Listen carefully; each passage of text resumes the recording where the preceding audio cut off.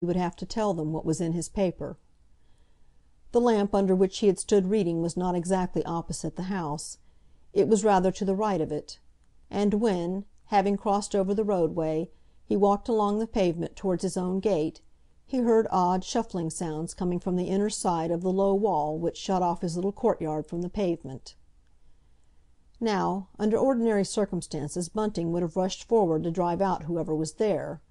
He and his wife had often had trouble, before the cold weather began, with vagrants seeking shelter there. But tonight he stayed outside, listening intently, sick with suspense and fear. Was it possible that their place was being watched, already? He thought it was only too likely.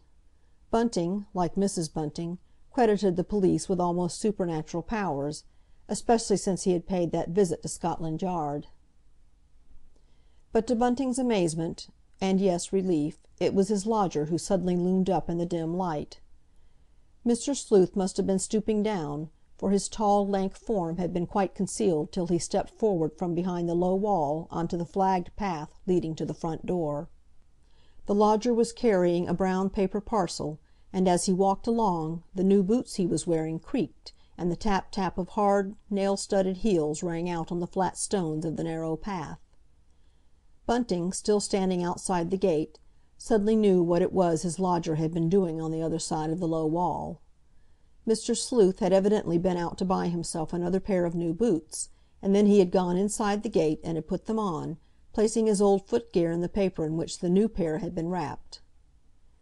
The ex-butler waited quite a long time, not only until Mr. Sleuth had let himself into the house, but till the lodger had had time to get well away, upstairs.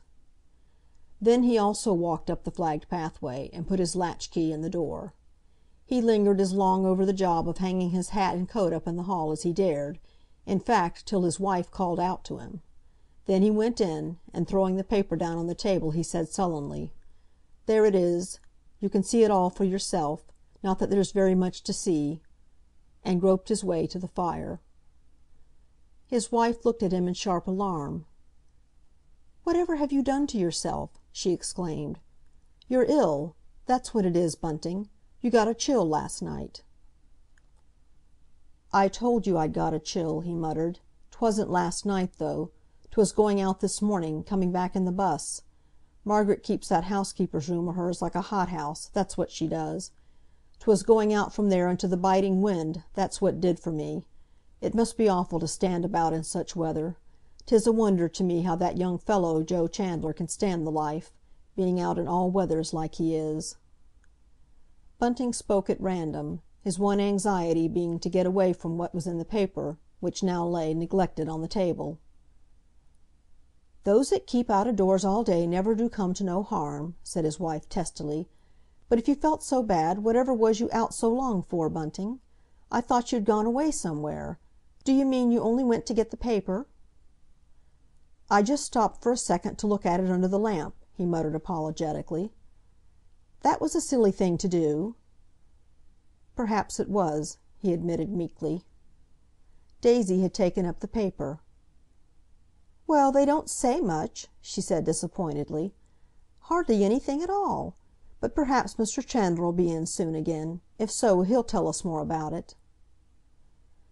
"A young girl like you oughtn't to want to know anything about murders," said her stepmother severely. "Joe won't think any the better of you for your inquisitiveness about such things. If I was you, Daisy, I shouldn't say nothing about it if he does come in, which I fair tell you I hope he won't. I've seen enough of that young chap to-day." "He didn't come in for long—not to-day," said Daisy, her lip trembling. "I can tell you one thing that'll surprise you, my dear." Mrs. Bunting looked significantly at her stepdaughter. She also wanted to get away from that dread news, which yet was no news. "Yes," said Daisy rather defiantly. "What is it, Ellen?" "Maybe you'll be surprised to hear that Joe did come in this morning. He knew all about that affair then, but he particular asked that you shouldn't be told anything about it." "Never!" cried Daisy, much mortified. "Yes," went on her stepmother ruthlessly. "You just ask your father over there if it isn't true." "'Tain't a healthy thing to speak over much about such happenings," said Bunting heavily. "If I was Joe," went on Mrs. Bunting, quickly pursuing her advantage, "I shouldn't want to talk about such horrid things when I comes in to have a quiet chat with friends. But the minute he comes in that poor young chap is set upon—mostly, I admit, by your father." She looked at her husband severely. "But you does your share too, Daisy. You asks him this, you asks him that. He's fair puzzled sometimes. It don't do to be so inquisitive." And perhaps because of this little sermon on Mrs. Bunting's part, when young Chandler did come in again that evening, very little was said of the new Avenger murder. Bunting made no reference to it at all, and though Daisy said a word, it was but a word. And Joe Chandler thought he had never spent a pleasanter evening in his life, for it was he and Daisy who talked all the time, their elders remaining for the most part silent. Daisy told of all that she had done with Aunt Margaret. She described the long, dull hours and the queer jobs her aunt set her to do, the washing up of all the fine drawing-room china in a big basin lined with flannel, and how terrified she, Daisy, had been lest there should come even one teeny little chip to any of it. Then she went on to relate some of the funny things Aunt Margaret had told her about "the family." There came a really comic tale, which hugely interested and delighted Chandler. This was of how Aunt Margaret's lady had been taken in by an impostor who had come up, just as she was stepping out of her carriage, and pretended to have a fit on the doorstep. Aunt Margaret's lady, being a soft one, had insisted on the man coming into the hall, where he had been given all kinds of restoratives. When the man had at last gone off, it was found that he had "wolfed" young master's best walking-stick, one with a fine tortoise-shell top to it. Thus had Aunt Margaret proved to her lady that the man had been shamming, and her lady had been very angry—near had a fit herself. "There's a lot of that about," said Chandler, laughing. "Incorrigible rogues and vagabonds, that's what those sort of people are." And then he, in his turn, told an elaborate tale of an exceptionally clever swindler who he himself had brought to book. He was very proud of that job; it had formed a white stone in his career as a detective. And even Mrs. Bunting was quite interested to hear about it. Chandler was still sitting there when Mr. Sleuth's bell rang. For a while no one stirred. Then Bunting looked questioningly at his wife. "Did you hear that?" he said. "I think, Ellen, that was the lodger's bell." She got up, without alacrity, and went upstairs. "I rang," said Mr. Sleuth weakly, "to tell you I don't require any supper tonight, Mrs. Bunting. Only a glass of milk with a lump of sugar in it. That is all I require, nothing more.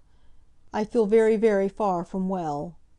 And he had a hunted, plaintive expression on his face. "And then I thought your husband would like his paper back again, Mrs. Bunting."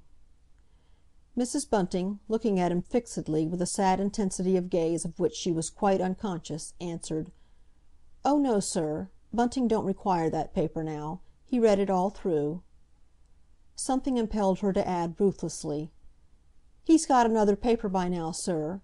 You may have heard them come shouting outside. Would you like me to bring you up that other paper, sir?" And Mr. Sleuth shook his head. "No," he said querulously. "I much regret now having asked for the one paper I did read, for it disturbed me, Mrs. Bunting. There was nothing of any value in it. There never is in any public print. I gave up reading newspapers years ago, and I much regret that I broke my rule today." And as if to indicate to her that he did not wish for any more conversation, the lodger then did what he had never done before in his landlady's presence. He went over to the fireplace and deliberately turned his back on her. She went down and brought up the glass of milk and the lump of sugar he had asked for. Now he was in his usual place, sitting at the table, studying the book. When Mrs. Bunting went back to the others they were chatting merrily. She did not notice that the merriment was confined to the two young people. "Well," said Daisy pertly, "how about the lodger, Ellen? Is he all right?" "Yes," she said stiffly, "of course he is." "He must feel pretty dull sitting up there all by himself. Awful lonely like, I call it," said the girl. But her stepmother remained silent. "Whatever does he do with himself all day?" persisted Daisy. "Just now he's reading the Bible," Mrs. Bunting answered, shortly and dryly. "Well, I never! That's a funny thing for a gentleman to do." And Joe, alone of her three listeners, laughed, a long, hearty peal of amusement. "There's nothing to laugh at," said Mrs. Bunting sharply. "I should feel